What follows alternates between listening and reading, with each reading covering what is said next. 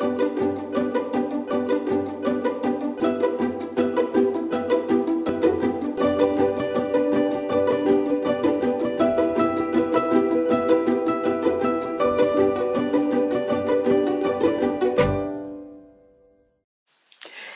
Pentecôte, pour moi, c'est deux textes. D'une part, Babel, de l'autre, les disciples qui sortent en rue, animés du feu de l'esprit, et qui disent, enfin, en tout cas, le rapporteur nous dit, chacun les entendait dans sa propre langue. Alors Babel, pourquoi? Parce que Babel, pour moi, c'est le monde d'aujourd'hui. C'est un monde humain, très pris d'orgueil, qui, comme les gens de l'époque, a envie de construire des tours qui montent jusqu'au ciel. Alors on n'est pas encore jusqu'au ciel, mais on est quand même dans des tours démesurées. Et surtout, monter jusqu'au ciel, ça veut dire atteindre le domaine des dieux, ça veut dire se faire Dieu soi-même. Et l'entreprise de Babel, c'est ça. C'est n'avoir qu'une seule langue, un seul projet, être tous identiques et être les maîtres du monde. Je pense qu'il ne faut pas faire de grands dessins pour dire que c'est un peu le projet du monde aujourd'hui.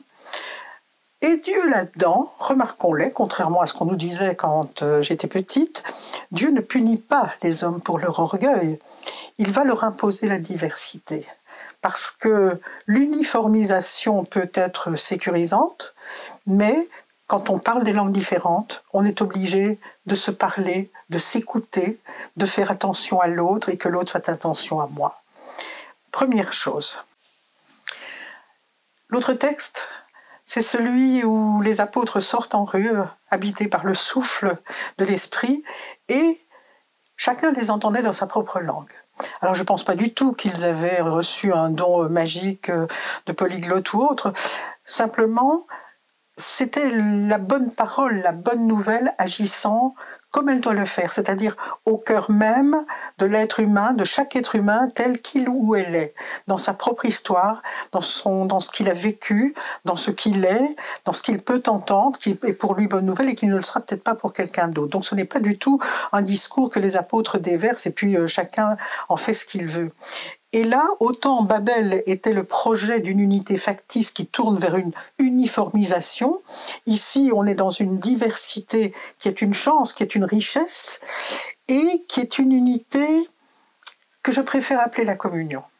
Parce que lorsqu'on parle d'unité dans la diversité, l'unité risque toujours, avec le « A » qui se trouve au cœur, risque toujours de reverser dans une forme d'uniformisation, j'y arriverai.